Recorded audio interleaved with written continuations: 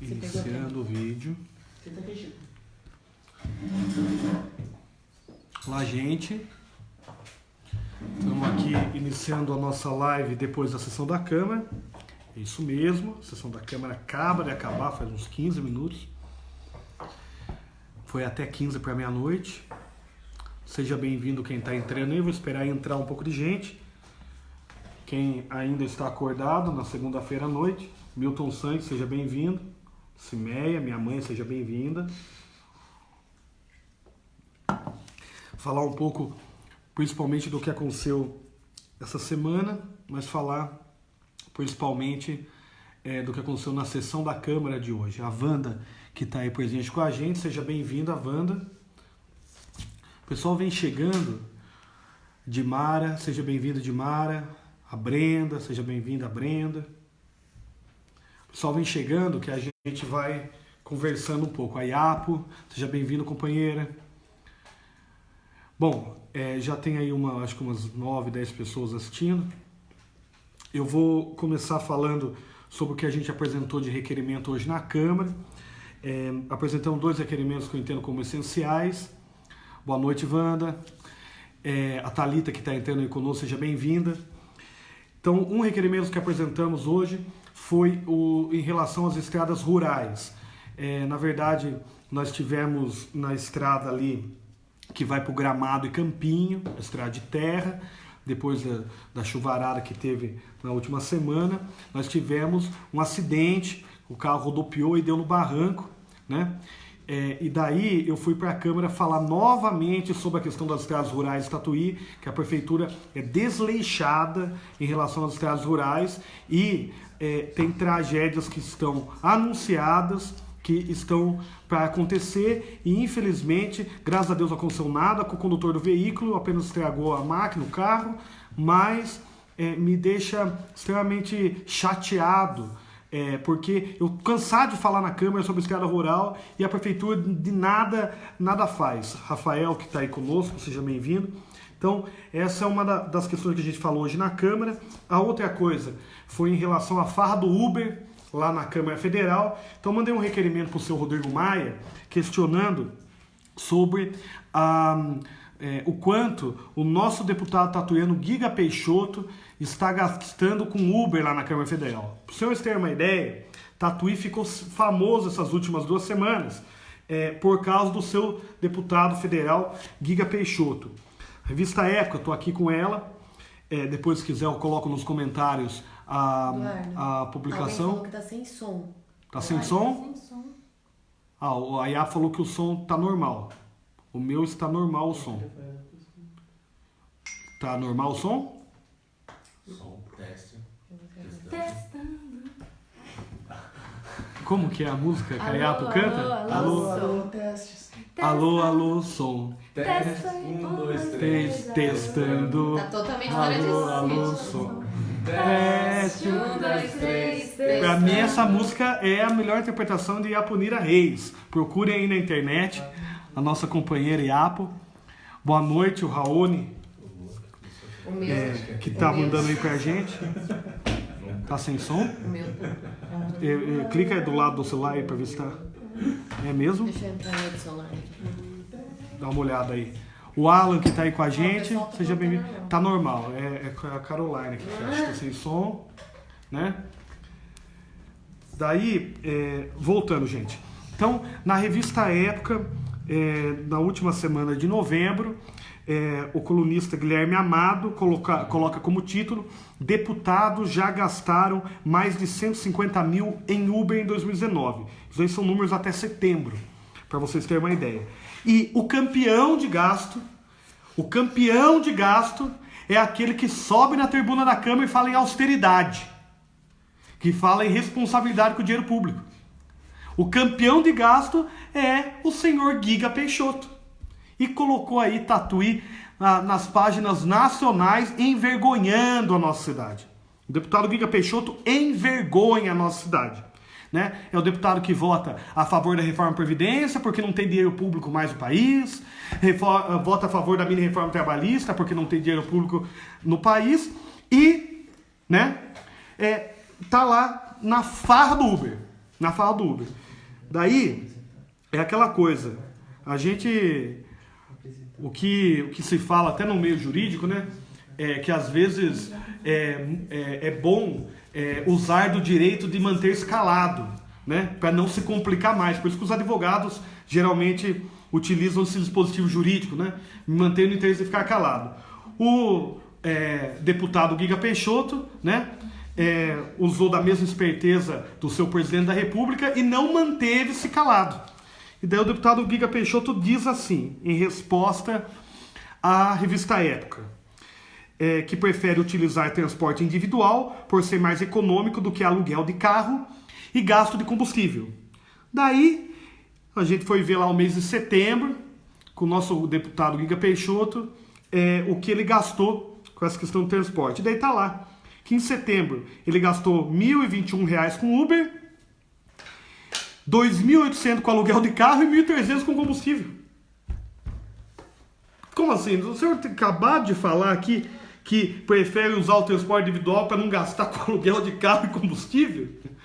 Então, assim, é muito larápio mesmo, né? É muito, né? Pra cabeça, né?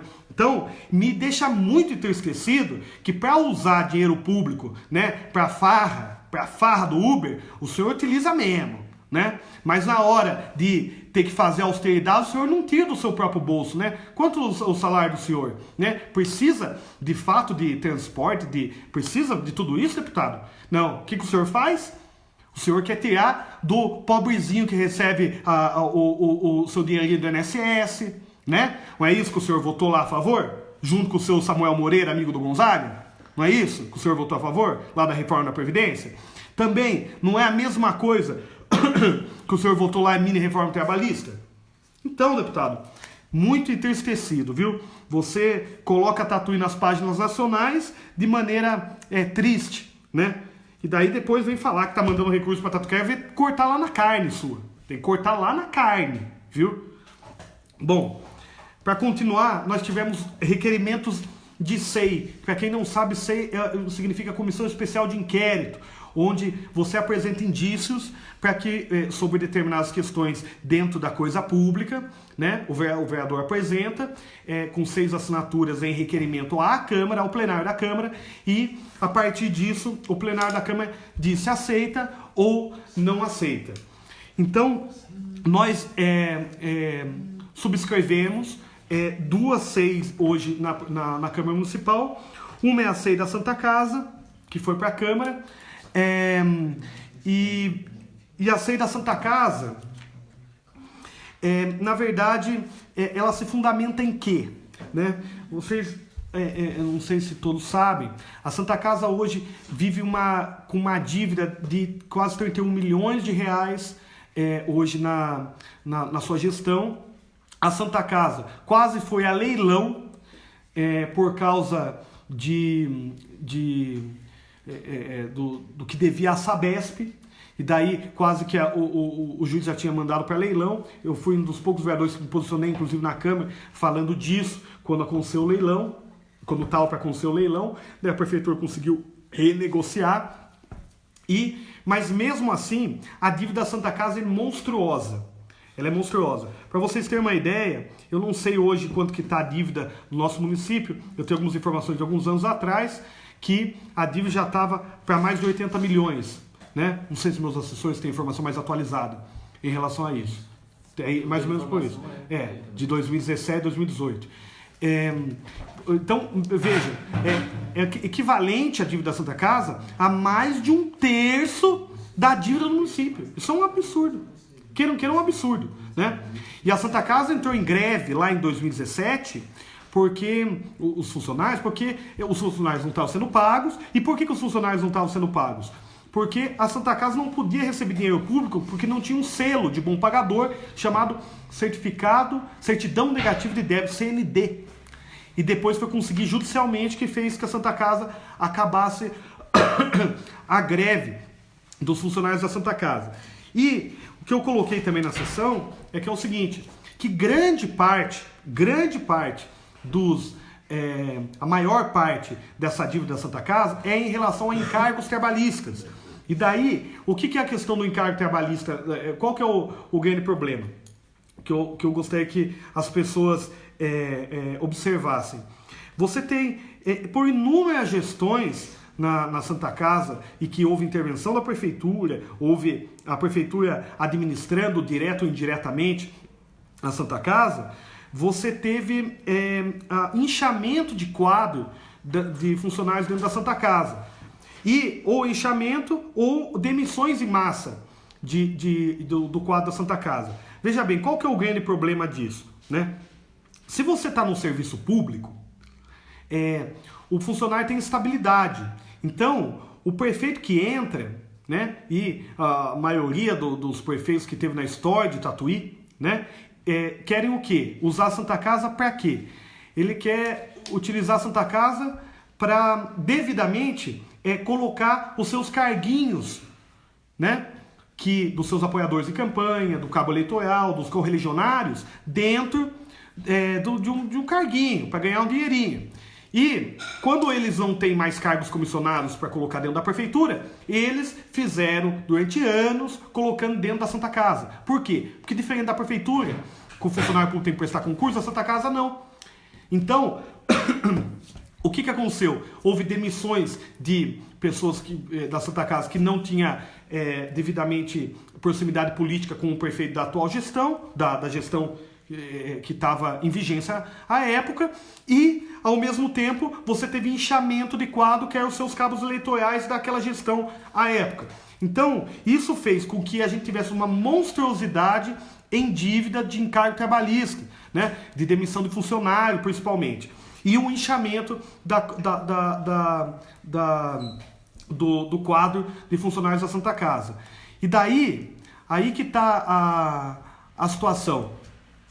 Nós estamos pedindo uma investigação sobre a Santa Casa devidamente para que se apure esse tipo de coisa. Por exemplo, para que se configure, por exemplo, a gente tem que investigar, obviamente, constatar, para ver se de fato você tem, por exemplo, gestões da prefeitura que utilizaram a Santa Casa como cabide de emprego, né? Então a SEI, teve duas SEI que foram colocadas sobre a Santa Casa, uma colocada onde a gente assinou junto com outros 5 vereadores, e uma outra SEI que foi colocada assinado por mais vereadores. A diferença entre as SEIs era que apenas o momento de intervenção da prefeitura seria investigado, e o outro ampliou para intervenção, provedoria, vocês lembram? As outras governanças, intervenção, provedoria, enfim, a gestão compartilhada. Requisição? Eu acho que é requisição, que é os outros tipos de governança, então não só de intervenção. E a gente também assinou isso daí, achou uma boa ideia também, por mais que essa SEI, infelizmente, só fique na mão de vereadores da base do governo, o que pode prejudicar o andamento democrático do debate interno dessa SEI, mas mesmo assim considero uma vitória a aprovação da SEI da Santa Casa, depois de um bom requisição. A Carol colocou isso mesmo, Carol. Obrigado pela lembrança. E, portanto, essa SEI foi aprovada, né? A SEI anterior foi rejeitada, né? E essa SEI foi aprovada, mas entendo que depois de muita discussão, muito debate, entendo que há uma vitória nesse sentido. A outra SEI que foi colocada, inclusive, também subscrita pelo nosso mandato, foi a SEI da perseguição política aos servidores públicos. Então, vocês sabem, em cidades principalmente do nosso tamanho, há uma grande perseguição de passa gestão, outra gestão. Não é só a gestão agora da Maria José, como é a gestão do Manu, como é a gestão do Gonzaga, como é a gestão do Borsato. Sempre teve perseguição ao servidor público, né, de Tatuí, seja por desvio de função, seja por quando a pessoa é xingada, como que é o termo que utiliza no direito? Injúria, calúnia, enfim, humilhação, enfim. Locomoção do trabalho. Pois é. E daí, a SEI da perseguição, ela tende a investigar a essas questões. Uma coisa curiosa, a SEI, ela tem que ter, juridicamente, ela tem que ter três coisas que tem que ter na SEI, que é o sujeito, que essa SEI apresentar o sujeito, objeto, que apresentar o objeto, e fundamentação jurídica, essa SEI também apresentou fundamentação jurídica. O argumento dos vereadores que foram contrários à SEI é que uma das leis que fundamentava o projeto era uma lei que tinha sido revogada pelo Bolsonaro em setembro desse ano. Que eu não me lembro nem o número da lei. Vocês estão aí com o número da lei? Não? Você não lembra. Pois bem. Porém, o Bolsonaro aprovou uma outra lei que revoga a anterior, só que a revogação dela só dá em janeiro. E daí fica uma coisa esquisita, porque os vereadores falaram que foi revogado, só que ela está ainda em vigor. Então, se a gente aprova uma SEI em dezembro, tem que devidamente estar fundamentada na lei que existe, não da que vai ser devidamente existir, porque a outra lei não existe ainda, né? No ponto de vista constitucional. Então, foi um imbróglio, vamos falar dessa forma, jurídico, né? Um salve mamãe, né? Na Câmara Municipal para tentar um malabarismo, para tentar explicar o porquê votar contra a lei. A lei anterior tinha sido colocada a 4.898, que foi revogada por uma outra lei, como a Carol Neves está colocando aqui para a gente, aqui na live. E daí, gente, o que acontece? Eu fico imaginando que se esse argumento devidamente ele está correto, então que nunca, né, na Câmara, em qualquer Câmara Municipal do país, enfim, ou qualquer Câmara, poderá se investigar no período de setembro de 2019 a janeiro de 2020, nunca poderá se investigar perseguição política ao servidor público, né? Não pode se investigar, segundo a análise que a gente escuta dos vereadores que devidamente votaram contra a SEI da perseguição política aos servidores públicos municipais. Então, o quadro, infelizmente, ficou esse. Não foi debatido o mérito da oposição ao nosso mandato.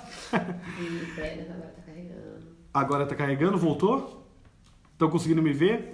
Ó, o Carlos Felipe aí com a gente, a Marina, a Laura, que tá entrando com a gente. Sejam bem-vindos, companheiros. O Vinícius, que tá aí, né?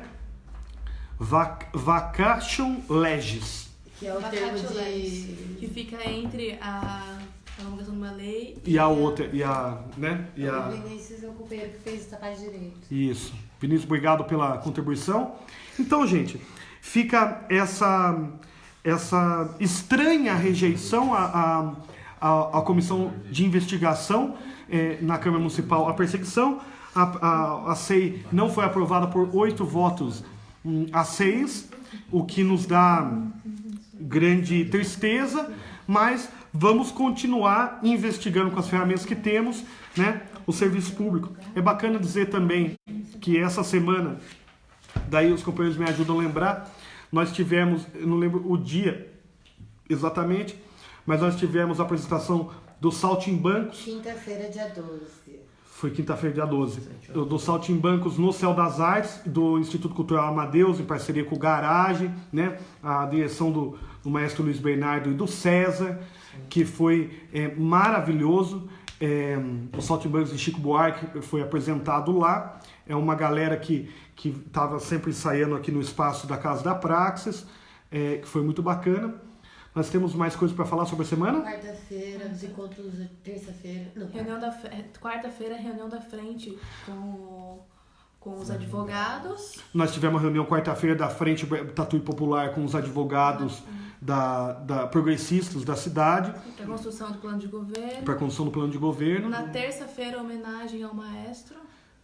Terça-feira, homenagem... ao maestro. Sim, teve o título de cidadão tatuiano ao maestro Luiz Bernardo, que faz um projeto social importantíssimo, que é o Instituto Cultural Amadeus. Eu acho que é importante registrar também. E domingo a Assembleia da PL. Teve o domingo a Assembleia falando sobre o PL 134, projeto de ideologia de gênero, que proíbe ideologia de gênero. nós retiramos uma agenda enquanto a isso, tanto no ponto de vista de mobilização, quanto também no ponto de vista jurídico, né? Sexta-feira a gente esteve em São Carlos com os companheiros. Sexta-feira a gente teve em São Carlos, com alguns companheiros do PT lá, um grupo auto-intitulado Mutirão, uma galera fenomenal, né? Uma galera mais velha de partido, que gostariam muito de replicar o mandato compartilhado lá. É curioso que grande parte das